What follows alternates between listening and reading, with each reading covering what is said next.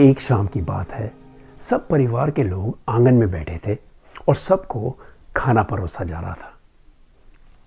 4 अलग अलग सब्जियां बनी थी। अचानक से अमर चिल्ला के बोला, मुझे नहीं खानी ये सब्जियां, मुझे इनमें से एक भी सब्जी पसंद नहीं है।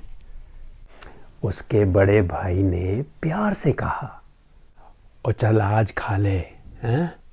वो आगे से नहीं करेंगे ऐसे कि सारी सब्जियां तेरी पसंद की ना हो, ठीक है? हाँ चल खा ले, आज खा ले। अमर कुछ परेशान भी था, क्योंकि दिन में उसके अपने छोटे भाइयों और उनके दोस्तों ने उसे अनपढ़ कह के उसका मजाक उड़ाया था। नहीं खाऊंगा खाना कह के उसने अपनी खाने की थाली को धक्का मार दिया। रूप चाचा का गुस्सा अब देखने लायक था। ओए अमर सिंह, हाँ? ओ तू समझता क्या अपने आप को, हैं? अभी तो तूने रोटी कमाना शुरू नहीं किया, हैं? बेइज्जती करनी तुझे पहले आ गई है। खबरदार, खबरदार जो आज किसी ने इसको रोटी दी तो, आज जरा सोने दो इसको भूखा। एक रात में इसकी अकल ठिकाने ना आ गई तो बोलना। और तुम सब ये क्या खुसर पुसर कर रहे हो? चलो रोटी खत्म करो अपनी, जल्दी करो। और तू खड़ा हो, खड़ा हो और निकल यहां से। जाके चुपचाप सो जा, वरना फालतू में ना अपनी सेवा ना करवा लियो मुझसे तुम। अमर भी गुस्से में निकल गया और पहुंच गया अपने नए देश, जहां उसको सबसे ज्यादा शांति मिलती थी। अमर की मां भी ये सब देख रही थी, पर रूप चाचा के आगे कोई नहीं बोलता था। पर मां तो आखिर मां होती है।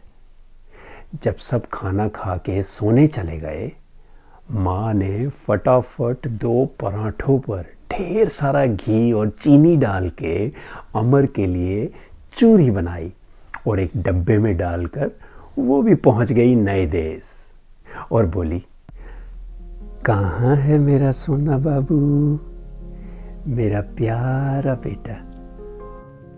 माँ और बेटे के बीच उस रात बहुत बातें हुई। माँ ने अमर को बड़े प्यार से समझाया कि छोटी छोटी बातों का गुस्सा नहीं करते, और माँ ने अपने हाथों से अमर को उसकी मनपसंद चूरी खिलाई। जब रात काफी हो गई तो माँ ने अमर का सर अपनी गोदी में रखा और उसे वाहेगुरु का जाप करके सुला भी दिया।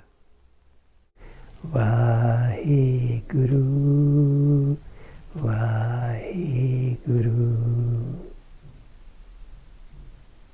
सो गया। अच्छा बेटा, मैं चलती हूं, कह के मां चली गई। सुबह अमर की आंख खुली एक अजीब से कोलाहल से। उसके घर से लोगों के रोने की आवाजें आ रही थी। आंख मलते हुए वो उठा और दौड़ा अपने घर की तरफ। वहां पहुंच के वो क्या देखता है कि आंगन में चारपाई पर सफेद चादर में लिपटी उसकी मां का पार्थिव शरीर पड़ा हुआ है। गांव के हकीम जी कह रहे थे कि रात को बहुत भारी दिल का दौरा पड़ने से बड़ी मालकिन का देहांत हो गया है। अमर बस एक जगह खड़ा ही रह गया। कुछ घर के लोग रो रहे थे, कुछ अंतिम संस्कार की तैयारी कर रहे थे, चूल्हा भी जल रहा था, खाना भी बन रहा था। घर पर ऑलमोस्ट रोज जैसी हलचल थी, पर अमर की जिंदगी जैसे रुक सी गई थी। उसके आंसू भी नहीं निकल रहे थे। किसी ने उसे गले नहीं लगाया। बस वो एक कोने में खड़ा रहा, अपनी मां को देखता रहा। समय बीतता गया। अमर अब और भी चुप रहने लगा। बात बात पे रूप चाचा से पिटाई भी हो जाती थी। भाई बहन भी काफी बार उसका मजाक उड़ा देते थे। अमर अगर कुछ कोशिश भी करता कुछ जिम्मेदारी उठाने की, तो उसे नकारा समझ के नजरअंदाज कर दिया जाता था।